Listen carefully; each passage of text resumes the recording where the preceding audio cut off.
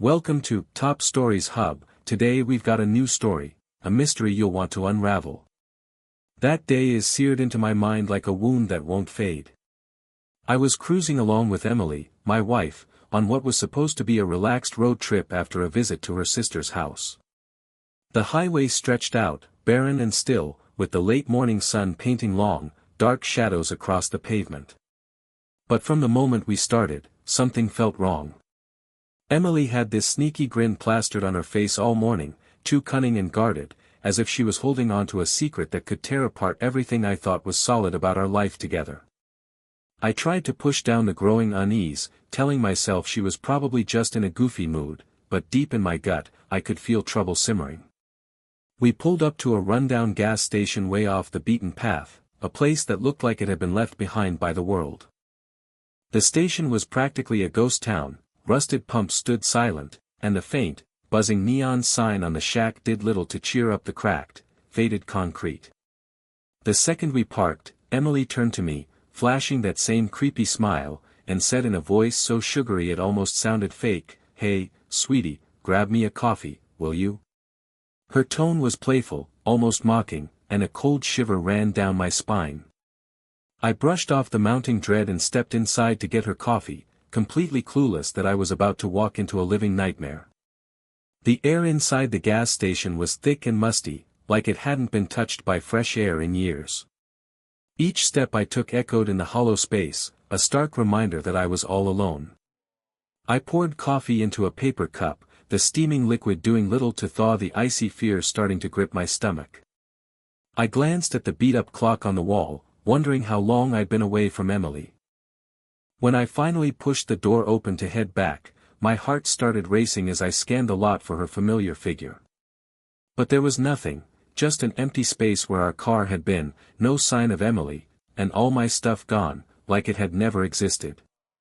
My wallet, my bag, my phone, everything was just gone. As I stood there, frozen in shock, my phone suddenly buzzed in my pocket. I scrambled to pull it out and saw a text that hit me like a tidal wave of panic. "Let's see how fast you can make it home. Think of it as a little game, face blowing a kiss. The words dripped with a cruel taunt I never would have expected from the woman I'd loved. I dialed her number, desperate for answers, but each call went straight to a hollow, echoing voicemail. In that soul-crushing moment, it hit me like a ton of bricks. I wasn't going back home, not to Emily, not ever. I stood in that desolate lot, my hands shaking as I gripped the now tepid coffee cup. Every memory of our life together, the laughter, the late-night whispers, the dreams we'd woven, turned sour, like poison in my veins. I felt utterly betrayed, abandoned, as if my whole existence had been one big lie. The gas station, with its chipped paint and eerie silence, became a haunting emblem of the emptiness Emily had left in her wake. It dawned on me that this wasn't some random road trip gone wrong. I'd been played, set up by the one person I trusted most, and now I was staring down a future full of uncertainty and pain. A lonely gust of wind rustled the dry leaves around my feet, mirroring the turmoil churning in my chest as I took my first shaky step into a life I never asked for, a life where every second would remind me of that devastating betrayal that changed everything.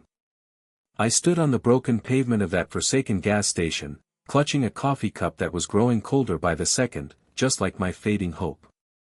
The metal handle bit into my palm, and with every tremble that shook me, I felt the crushing weight of deception bearing down. I couldn't wrap my head around being ditched in that godforsaken place, left behind not by accident but by the cold, calculated cruelty of the woman I'd once adored. Emily always said her tough tactics were meant to teach me life's hard lessons, but in this heartbreaking moment, those lessons had shattered me. I was alone, left with nothing but fading memories and a bitter ache of loss. My mind spun, replaying every second of that morning, her sly grin when she sent me for coffee, the mischievous glint in her eyes, and the gut-punch realization that I'd been played like a fool. Every detail cut like a fresh wound. I thought about the $160 in my pocket from a stop earlier, a small amount that wouldn't have mattered before but now felt like the last scrap of a life that had been ripped away. My backpack was still in the car, my wallet, my phone, all the things I valued, gone in an instant, leaving me with nothing but the sharp sting of betrayal. The barren highway around me echoed the hollowness I felt inside. I stepped away from the counter, my head spinning, searching for answers in the oppressive silence of the station. Each step felt like wading through mud as I tried to make sense of my broken world. As I walked back to where the car had been, a cold wind tore through my hair, carrying faint echoes of the past, memories of joy and shared dreams that now felt like cruel mirages.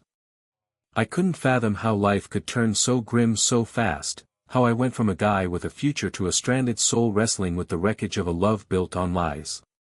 In that moment, something in me broke. I refused to let this betrayal define who I was, but the rage was overwhelming. I balled my fists, a strange mix of grief and defiance surging deep within me. The pain wasn't just about losing my stuff, it was the destruction of a trust I'd thought was rock solid. I stood at a crossroads of heartbreak and resolve, knowing nothing would ever be the same again. Each step I took rang with a vow for justice, and every gust of wind carried whispers of a past I longed to erase. With every slow, deliberate breath, I made a quiet promise to myself: Emily's betrayal wouldn't control my fate. Right then, I decided to face the uncertain path ahead with grit and determination, even if it meant leaving behind the pieces of a life I once cherished. I moved away from the station, stepping onto the empty road, my heart thumping in sync with my hesitant strides. In that bleak moment, as I embraced both the agony and the possibility of a future free from deceit's grip, I felt the first flickers of a fresh start, a start born in sorrow but destined to carve a life shaped not by betrayal but by resilience and the hard-earned wisdom of a wounded heart. Every mile I walked was a quiet testament that even in the darkest times, the human spirit can claw its way back and rebuild from the ashes of a broken past. I still recall the instant when despair gave way to a cautious hope, like the universe was tossing me a lifeline to start anew. I called the one person who'd always had my back, even when Emily pushed everyone away, my sister-in-law, Sarah. It's funny how fate works. Emily had cut Sarah off years ago, claiming she was trouble, but I knew the truth. Sarah picked up on the second ring, her voice calm and warm, laced with worry and a steady resolve.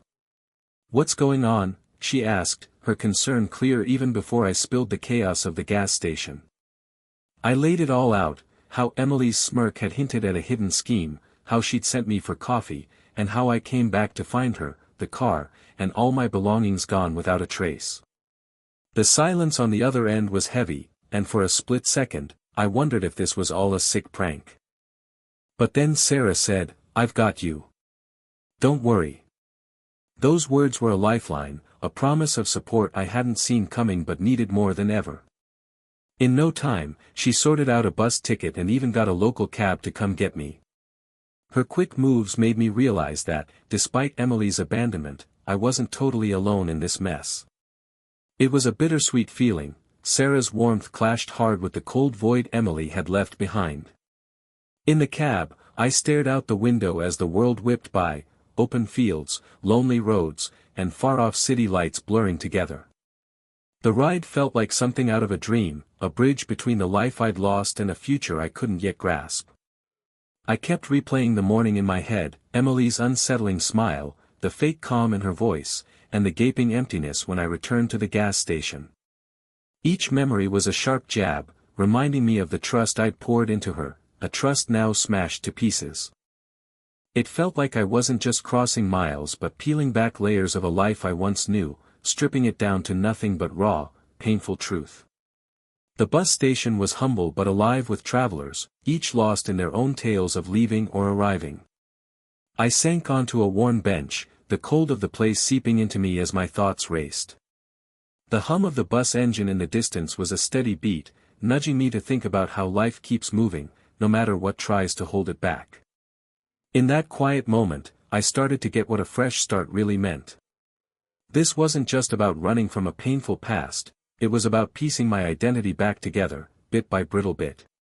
The betrayal that had once consumed me was slowly fading, replaced by the realization that I was tougher than the pain, and there was a future out there waiting to be built from the scraps of what I'd lost. I began to picture a life where I could rebuild, not just a home but the parts of myself that had been broken. I imagined a small workshop where I could fix up old houses, a simple life filled with honest work and quiet joys. The thought of making something worthwhile from the ruins of my past sparked a cautious hope in me. Every mile on that bus, every silent moment of thought, felt like a step toward a new version of myself, one not shaped by betrayal but by grit and the drive to chart a new course. Sarah's kindness was like a beacon in the darkness, a reminder that sometimes the most unexpected support can lead to the biggest shifts. I kept turning over the choices that had brought me here. Every decision, every soft promise, every unspoken doubt played in my mind like a sad, slow tune. I thought back to the early days of our marriage, when hope was everywhere, and we tackled every challenge as a team. Those memories now felt far away, almost like they belonged to someone else. In that moment, separated by years and betrayal, I had to face the harsh truth. Sometimes, the person you love most can also be the one who tears down the life you dreamed of. But even in that grim realization, there was a spark of strength, a tiny, stubborn flame that refused to go out. I swore to myself that no matter how deep the scars, I'd work to heal them, to grow stronger from the hurt, and to build a life that was true to who I was. With every heartbeat, I felt the weight of my past start to lift, revealing the raw promise of a future just out of reach. The road ahead was intimidating, and I knew recovery would be a long, winding path full of surprises. But sitting in that bus station, surrounded by strangers with their own stories of loss and hope, I felt a surge of possibility. Every face in the crowd was a reminder of opportunity, a chance to start over, to leave behind yesterday's pain, and to create a tomorrow built on courage and resolve. The idea of beginning again, of forging a new path from the wreckage of my past, was both terrifying and thrilling. In that electric atmosphere, I saw that one story's end was just the start of another, one I could shape however I wanted. With a quiet determination settling in my chest, I embraced the uncertainty of what lay ahead, knowing every moment was a blank canvas ready for my story of rebirth. I looked ahead with tentative hope as the bus rolled steadily along the highway. Each jolt, each turn, every pause and faint engine rumble reminded me I was leaving a world of deceit behind and stepping into a space brimming with potential. I was set on making every mile matter, honoring the past by crafting a future that was truly mine. Every second of that long ride carried whispers of renewal, a life not chained by broken trust but lifted by the strength of starting fresh. That day, in that packed bus station and on that endless road, I welcomed my new beginning with all the hope, fear, and grit I could summon. Right in the middle of a big work meeting, a relentless buzzing cut through the boardroom's sterile quiet. My phone, tucked away in my suit jacket, went wild with notifications, one after another. I snuck a glance at the screen, and my stomach dropped. There were 39 missed calls, most from numbers I didn't know, cloaked in mystery. But 3 were from Sarah, and I knew her voice too well, frantic, urgent, heavy with feeling. I slipped out of the meeting, leaving behind the messy table and my colleagues' half-spoken thoughts, and stepped into the chilly hallway. My fingers shook as I hit play on the first voicemail. Sarah's voice, quivering with worry, filled my ears. "Call me now. It's Emily. She's tracked you down." Those words hit me like a lightning strike. 20 years of carefully building a life far from that toxic past evaporated in a second. It felt like my whole world, so carefully put together, was crumbling around me. I kept listening, my heart racing, as Emily's message came next. Her voice was a mix of demanding and brittle. "You can't dodge me forever. We've got to talk." Then a third message flooded in, full of sobs and desperate begging. "I know I messed up, but you're still my husband. It was one slip-up. You owe me a chance to talk." The raw emotion in her voice twisted my gut with disgust and disbelief. I'd spent years breaking free from the toxic cycle she trapped me in, and now these messages were ripping open old wounds. I stood there, caught between memories of betrayal and a past I thought I'd buried for good. Every ring, every buzz from my phone, was a sharp reminder that the life I'd fought so hard to build was under siege. I replayed each voicemail in my head, trying to wrap my mind around the weight of it all. Emily's voice, once a source of comfort and warmth, now carried nothing but spite and regret. It was like she was reaching out from some dark void, insisting I acknowledge her, demanding I step back into the life we'd had, a life I'd walked away from long ago. In that moment of clarity, I realized the past wasn't done with me yet. The phone, my link to a fresh start, was now haunted by the ghost of a relationship I thought was dead. Anger and grief battled inside me as I stared at the screen, torn between calling back or just walking away.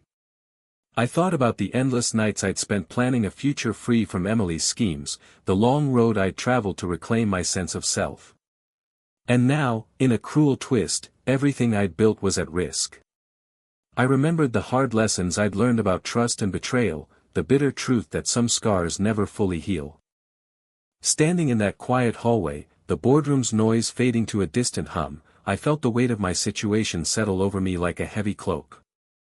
Those messages weren't just cries for attention, they were a call from a past that refused to stay buried, demanding I face it, no matter how much it hurt. Determined not to let this mess derail everything I'd worked for, I typed out a quick text to Sarah, "Meet me tomorrow. Denny's on 5th, 7 a.m.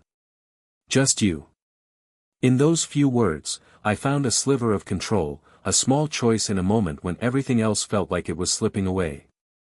I knew facing Emily again was unavoidable, that the lingering anger and betrayal had to be dealt with eventually.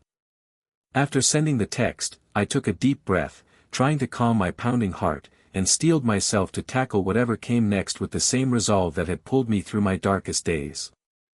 In that silent hallway, surrounded by the echoes of 39 missed calls and the shadows of a painful past, I faced the hard truth. The path ahead was full of uncertainty, but I was ready to confront it head-on, even if it meant digging up wounds I thought had long since healed. I was sitting in a cozy booth at a little roadside diner, waiting for Sarah to show up. The place smelled of fresh coffee and warm pastries, a sharp contrast to the bitter sting of betrayal still lingering in my chest. I can still picture the moment Sarah walked in, looking older but carrying that same restless energy I'd known since we were younger. Her eyes scanned the room nervously, like she was holding on to a secret too heavy to keep. She didn't waste a second, sliding into the booth across from me and blurting out, "Emily's in serious trouble. Real bad stuff." Her voice shook with urgency, and I could see the worry carved into her face. I leaned in, pushing my untouched coffee cup aside, and said in a calm, firm voice, "Lay it all out for me." Sarah took a deep breath, steadying herself before diving into the shocking news. It turns out Emily hadn't just left, she'd piled up massive debts that were about to bury her. Her credit cards were maxed, her house was on the brink of foreclosure, and worst of all, she'd been hunting for me for months. Not because she missed what we had or felt any real guilt for what she'd done, she was desperate for cash and thought I'd be the one to bail her out. Her words hit me like a punch, knotting my stomach with dread. Memories of our early days flooded back, times filled with hope, big dreams, and promises of forever. But those memories had turned dark, tainted by Emily's cold, calculated cruelty. I couldn't believe someone I'd once loved so deeply could sink so low, driven by greed and desperation. It hit me hard, the woman who'd been my partner was now a stranger, her actions fueled only by selfishness and a need to save herself financially. Sarah went on, her voice soft but steady, detailing how Emily had completely lost her grip on life. Every call and letter I'd brushed off as nothing now formed a clear picture of a woman drowning in her own bad choices. I thought back to the times I'd ignored the warning signs, the little hints that something was off. Now, it all crashed over me in a wave of regret and sorrow. I felt stuck, caught between a past I couldn't shake and a future that was starting to look shaky. In that small booth, with the low hum of other diners in the background, I realized I couldn't avoid this showdown. I had to face the fallout of a life built on broken trust and crushed dreams. I took slow sips of my coffee, each one anchoring me to the reality that I couldn't keep running from what happened. The diner, with its faded decor and the comforting clatter of silverware, stood witness to the storm raging inside me. I had zero desire to see Emily again, but the ties of our shared past were too strong to cut completely. As Sarah wrapped up her story, I felt the weight of her words pressing down on me. I knew a confrontation with Emily wasn't a question of if, but when. Sitting there in that humble booth, I made up my mind, I was done letting her pull the strings from the shadows. I'd face this head on, no matter how much it hurt. The thought of seeing Emily filled me with both dread and a fierce determination to take back the parts of myself lost in the chaos of our history. I glanced around the diner, taking in the everyday faces and casual chatter, and realized life kept moving despite my personal upheaval. It was a small comfort, knowing the world didn't stop for my turmoil. Right then, in that unassuming diner booth, I swore to stand up for myself and put an end to years of lies. The showdown was coming, and I'd meet it not as a broken man but as someone who'd learned betrayal's tough lessons and was ready to build a future free from the past's chains. The hours in that diner dragged on, each minute packed with quiet reflection and a growing sense of purpose. I thought about the sacrifices I'd made, the dreams that had crumbled, and the future now hanging in the balance. Every word Sarah said echoed in my head, blending with the soft hum of the diner's old jukebox in the corner. The gentle melodies stirred memories of simpler days, when hope wasn't a faint echo and trust hadn't been shattered. With every heartbeat, I felt my resolve strengthen. I was ready to face whatever came next, even if it meant reopening old wounds and diving into a painful clash with the past. I leaned back, my gaze fixed on the window as soft rain began to fall outside. Each raindrop seemed to mirror the silent tears I'd shed, the grief of a lost love and a life undone. But in that still moment, I also saw a glimmer of renewal, a chance to rebuild my life, piece by piece, far from the shadows of deceit. I knew the road ahead would be rough, but I was ready to walk it with a steady heart and a clear mind. The diner, the rain, and the quiet strength inside me marked the start of a new chapter, one where I'd finally take back control and let go of the past that had held me captive. The next morning, I was at my office desk, going over some papers, when the unthinkable happened. The glass doors of the conference room swung open, and there she was, Emily, my ex-wife, standing next to a guy I barely recognized, his presence signaling he was her new husband, Jason. A chill ran through me, like the room had suddenly gone ice cold. I'd heard rumors about Emily getting remarried, but nothing could have prepared me for the jolt of seeing her there, fake tears in her eyes and a strange smile that couldn't hide the desperation written all over her face. Her eyes locked onto mine through the glass, and in that instant, every lie and betrayal from our past came rushing back. I could still see that lonely gas station, feel the sting of those cruel texts, and the cold truth that my life had been torn apart. Now here she was, waltzing back into my world, expecting me to fix her problems without a second thought. "My God, look at you," she said, her voice a mix of surprise and something I couldn't quite pin as regret. "I always knew you'd make it big," but, her words, once full of love and vulnerability, now rang hollow, like a scripted line. I stayed seated, my face a calm mask hiding the storm brewing inside. "Have a seat," I said, my voice steady but edged with a cold finality. Jason shifted uncomfortably next to her, clearly uneasy and avoiding my gaze. The room felt heavy with tension, and I could sense every pair of eyes on us as we braced for the showdown.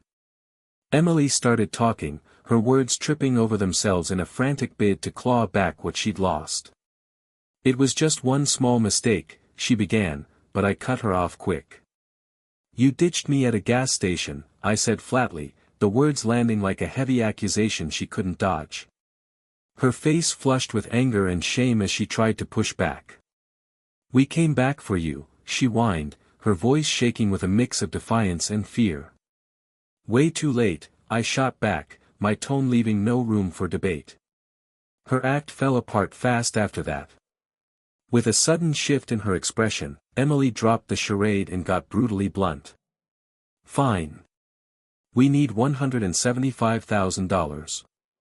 You've got money. Just help us out," she demanded, her eyes flicking between me and Jason, like she thought I'd just hand over a fix for the mess she'd made.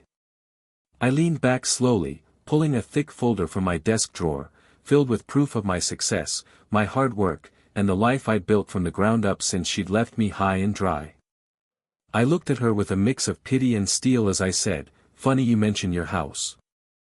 I own the mortgage now.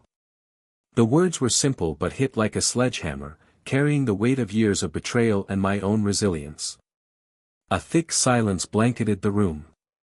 Jason's face went pale, and Emily's eyes widened in shock as the reality of my words sank in. For a long, heavy moment, we sat in that quiet, the only sounds the faint buzz of the city outside and my racing heartbeat.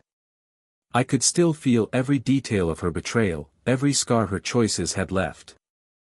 I'd spent years crafting something real from the wreckage of our past, a life where I'd never let anyone treat me like I was disposable again.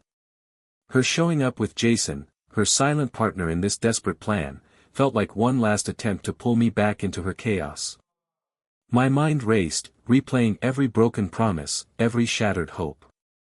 I'd learned the hard way that trust is fragile, easily crushed by lies and selfish motives.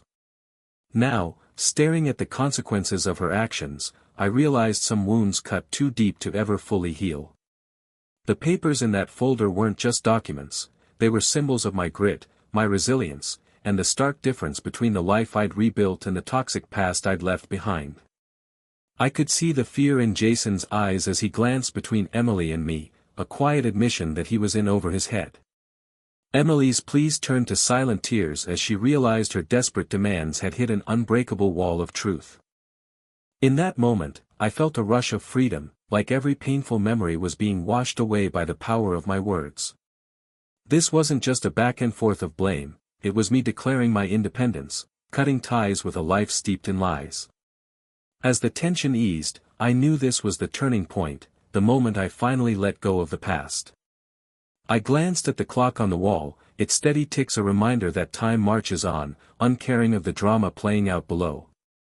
Every second that passed was a step away from the pain and toward a future I'd carefully built, a future where my value came from my own hands, not the demands of a woman who traded loyalty for convenience long ago.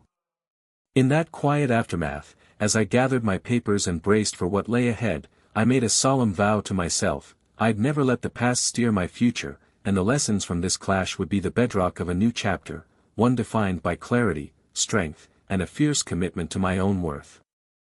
I walked out of that room with a sense of closure, knowing that while the scars of betrayal might never fully fade, they'd stand as constant reminders of the grit and determination that brought me to this moment of freedom. I never could have guessed how deeply the aftermath of that intense confrontation would mark my soul. In the weeks after Emily and Jason came at me, I was stuck straddling memories of a painful past and the shaky hope of a future I had to rebuild on my own. Every day felt like trudging through thick fog, each step kicking up old wounds of betrayal and heartbreak. I'd wake up in the stillness of my empty house, the silence screaming the loss of the life I thought we'd shared. The images of that lonely gas station, those cold texts, and the bitter office showdown played on a loop in my head, refusing to let go. Seeing Emily, so desperate and demanding, still haunted me. I couldn't shake the sense that everything had fallen into a black hole where trust and love no longer existed. In the quiet of long, sleepless nights, I picked apart every piece of our broken past. I thought about the empty promises and careless lies that had led to this collapse. The pieces of our once vibrant life lay scattered like shattered glass, each fragment slicing into my heart as I tried to figure out who I used to be. I kept questioning every choice I'd made, every time I'd ignored the subtle signs of her deceit. The fallout wasn't just about losing my stuff or our shared dreams crumbling, it was the gut-wrenching realization that I'd let love and hope blind me. But in that darkness, I started to see a faint glow. I came to understand that grief, as overwhelming as it was, could also spark change. Determined to claw back what I still had, I found comfort in the simplicity of daily life. I dove back into small routines, sorting my messy papers, tending my little garden, and taking long walks in a nearby park where the quiet beauty of nature offered a healing balm. Each day, sitting on a weathered bench under an old oak tree, I let the cool breeze and rustling leaves remind me that life, with all its brutal twists, kept pushing forward. I reached out to old buddies and even thought about getting professional help, not because I was weak, but because I knew rebuilding from ruins took real strength and support. The fallout had stripped away my defenses, leaving me raw and vulnerable, but it also gave me a chance to face my own weaknesses. I started to see that true healing wasn't about erasing the past but learning from it, accepting the pain as part of my story while refusing to let it shape my future. In quiet moments of reflection, I realized forgiveness wasn't for Emily or Jason, it was for me, a way to free my heart from the heavy chains of resentment and sorrow. As days turned to weeks, I found small wins that reignited my sense of self, a stranger's smile on the street, a kind word from a neighbor, or the simple joy of watching the sunrise, all reminding me life was still worth living. Every morning, as I saw the first light pierce the darkness, I quietly vowed to keep moving forward, no matter how slow. I saw the fallout as a pivotal moment, a painful end that also planted the seed of a new beginning. I started rebuilding my life, piece by piece, finding moments of joy amid the lingering pain of loss. Slowly, I learned to release the past and embrace the uncertain promise of a future I was determined to shape myself. I knew the scars I carried weren't just marks of betrayal but badges of resilience and hard-earned wisdom. With each day, the raw pain softened into a steady resolve. I realized the fallout had changed me forever, but it had also equipped me to build something stronger, something that honored my journey through despair and led me to a place of healing. I stepped into the unknown with a heart that had learned to hope again, even while carrying the faint echo of yesterday. I can still see that day so clearly, every moment burned into my mind with fierce intensity. Just taking their house wasn't enough, I needed to tear down the very symbol of all the lies and pain. I set up a demolition crew to roll in at dawn, a choice that felt both unavoidable and essential. I'd spent years piecing together a new life from the wreckage of our past, a life I'd built with blood, sweat, and tears. Standing outside the house that had been Emily's escape from reality, I held a coffee cup, its warmth a small comfort against the cold edge of what was coming. The house, a decaying shrine to the betrayal and neglect of our past, seemed to sag under the weight of its own story.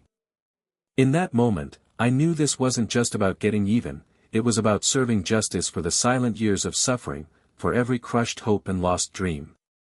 I watched the demolition crew get to work, their massive machines roaring like an angry heartbeat. The clash of metal against concrete filled the air, a relentless rhythm that drowned out my swirling thoughts. Each blow, each cloud of dust and debris, felt like a purifying force, severing the poisonous ties that had chained me to a painful past.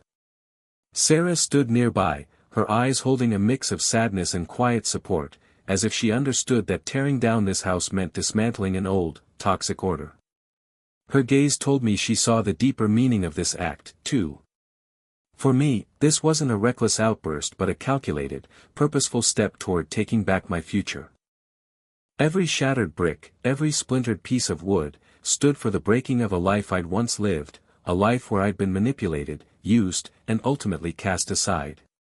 The demolition wasn't rushed, I'd planned every detail with care, making sure each moment of destruction marked the end of an era defined by lies and betrayal. As I stood there, the steady hiss of hydraulic presses and the boom of falling walls wove together into a symphony of closure. I felt a strange blend of relief and sorrow, an acknowledgement that destroying the house also meant closing a chapter of my life I'd had to let go. I sipped my coffee slowly, its bitter taste echoing the past I was ready to leave behind. The crew worked with precision, their movements steady and unyielding, reflecting the strength I'd built over the years. In the pauses between the noise of demolition and the silence that followed, I heard echoes of every promise and every lie spoken under that roof. Now, as the house crumbled into a heap of rubble, I felt an odd sense of freedom. The house, a concrete symbol of the fake love and broken trust I'd once known, was finally reduced to dust. In every broken piece, I saw Emily's face, a stark reminder of a woman who'd promised the world and left me with nothing but pain. Standing there, I realized it wasn't just the house coming down, it was the last remnant of a past that had held me prisoner for too long. Jason's angry exit had already signaled the end of an era, but this demolition was my bold statement that I was done being tied to memories of betrayal. In that raw, unfiltered moment, I found the courage to embrace a future free from the toxic leftovers of what used to be. The ground shook with each falling piece, and with every collapse, I felt the burden of regret and sorrow lift from my shoulders. I knew the road ahead would be tough, full of its own challenges, but the destruction of that house gave me the belief that I could rebuild my life on my terms. As the dust settled and the sounds of destruction faded into a haunting quiet, I felt a deep sense of finality. Tearing it all down wasn't about petty revenge but a profound need for justice, a justice that would let me move forward without the weight of old ghosts. In that stillness, broken only by the faint hum of machinery and the whisper of the wind, I swore I'd never let another's cruelty define me again. I'd rebuild, not for anyone else, but for myself, a man who'd learned that sometimes, to truly begin again, you have to let everything else burn away. I'd hit a turning point where I refused to be shaped by the bitter echoes of betrayal. Standing on the empty lot where Emily's ruined house once stood, I felt both grief and a fierce determination. This bare patch wasn't just dirt and dust, it was a blank canvas for a new chapter I'd write myself. I decided to build affordable housing there, a safe space for those beaten down by life's hardships, especially single parents fleeing toxic relationships. I pictured a place where people scarred by their pasts could rebuild with dignity and hope. I called it Grace Haven, in honor of Sarah, the one family member who'd stood by me through every dark moment, offering kindness when I had nothing left to give. Every brick laid, every nail driven at Grace Haven carried a piece of my own journey from despair to renewal. I didn't want to build a fancy mansion or luxury apartments. My vision was simple but powerful, a tight-knit community where support trumped judgment, and every resident could start to heal. I spent long hours at the site, checking every detail, making sure the buildings would stand as a symbol of fresh starts, not a reminder of old pain. Neighbors, local volunteers, and even strangers moved by my story came together, united by the promise of change. With each shovelful of dirt moved and each wall raised, I felt the heavy load of the past lighten, replaced by a quiet pride that comes from rebuilding a life on your own terms. Then, one crisp fall morning, as I reviewed blueprints in my small site office, my phone rang. It was Emily. Her voice shook with desperation and regret. It was surreal, the woman who destroyed my world was now asking for my help. I agreed to meet her in my office, set on making this the final closure to our painful past. When Emily showed up, her eyes were wild with a mix of defiance and sorrow. I handed her a rental application for a unit at Grace Haven. "You can apply like anyone else," I said evenly, my tone making it clear this wasn't a handout but the result of her own choices. Emily's face twisted with anger as she snapped, "After all I did for you?" I gave her a small, knowing smile. The irony was glaring. The help she wanted was exactly what her actions had earned her. That moment, heavy with the weight of our history, solidified that my future, and Grace Haven's, would be built on fairness tempered with compassion. In the months that followed, Grace Haven blossomed into a lively community. I walked its halls and peaceful courtyards, listening to the stories of those who'd found shelter within its walls. I heard tales of struggle and survival, of hope reignited against all odds. Each new resident carried their own scars, yet together, they wove a tapestry of resilience that inspired me every day. Their laughter, soft conversations, and determined gazes reminded me that beauty can rise from the deepest pain. Every time I saw a kid running free or an elder sharing wisdom with a neighbor, I knew the journey from despair to hope was real, not just for me, but for everyone who'd been cast aside. I learned that the true reward of building Grace Haven wasn't in money or size but in the strength and courage of those who chose to start over there. In that small community, the ghosts of my past were slowly replaced by the promise of a brighter future. Each day, I felt the healing power of kindness and its ability to transform. I hadn't just built affordable housing, I'd created a symbol of rebirth, a sanctuary where broken lives could mend and dreams could take root. I learned that even the sharpest pain of betrayal can eventually give way to growth and a renewed sense of purpose. Every brick at Grace Haven told a story, of loss, of love betrayed, and ultimately of the strength it takes to rebuild from nothing. I'd turned the fragments of my shattered past into a foundation for the future, and in doing so, I discovered that hope, once sparked, can light even the darkest paths. I gazed at the horizon as dawn's first light pierced the shadows of my past, each beam a reminder that nothing truly ends, it just changes. I'd rebuilt my life from the rubble of betrayal and heartache, piece by piece, tier by tier, and now I stood at the edge of a future as uncertain as it was full of promise. The lessons I'd learned through every moment of pain, every act of defiance, and every small triumph had forged an unshakable strength in me. I realized the final lesson wasn't about revenge or punishment but about embracing change and letting go of the chains that once tied me to a life I no longer recognized. In the peaceful solitude of my study, with the soft hum of the morning breeze outside, I took a moment to reflect. The past was a vivid collection of memories, painful but instructive, and I knew that to move forward, I had to accept every broken piece of who I'd been, even the parts too damaged to fix. I thought back to those cold, lonely hours at that desolate gas station, the bitter sting of betrayal when Emily vanished without a trace, leaving behind not just my belongings but the remnants of a shared dream. I recalled the flood of missed calls that shattered the fragile peace I'd built over the years, dragging back a ghost of a past I'd fought to leave behind. And then there was the final showdown, when I looked into the eyes of a woman I'd once loved and saw the pointlessness of clinging to what was gone. I understood that forgiveness wasn't about excusing the pain she'd caused but about freeing myself from the relentless hold of anger and regret. It was a lesson etched deep in my soul, teaching me that true freedom comes from accepting life's impermanence. Every choice I'd made, every step I took away from the darkness, was a quiet promise to myself that I'd never let the past control my future. The demolition of Emily's house, the creation of Grace Haven, and the tough conversations that followed were all parts of a story finally coming full circle. I knew the scars I carried weren't signs of weakness but proof of survival. They reminded me that even in the worst devastation, there can be rebirth, and every ending opens the door to a new beginning. As I sat there, a soft smile crossed my face, a quiet nod to all I'd endured and overcome. The world outside was vast and ever-shifting, and in its constant motion, I found peace. I decided that from this day on, I'd live with purpose and kindness, never forgetting the trials that shaped me but refusing to let them define me. I'd learned that real strength comes from within, and every challenge, no matter how daunting, is a chance to grow.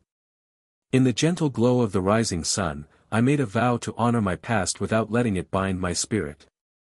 I'd embrace each new day with hope and resolve, carrying the wisdom of my experiences and the promise of a future free from regret.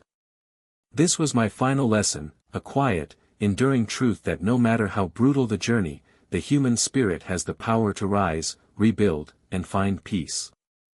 That's all for today's tale on Top Stories Hub. Hit subscribe, leave a comment, and tell me what you'd like to see next.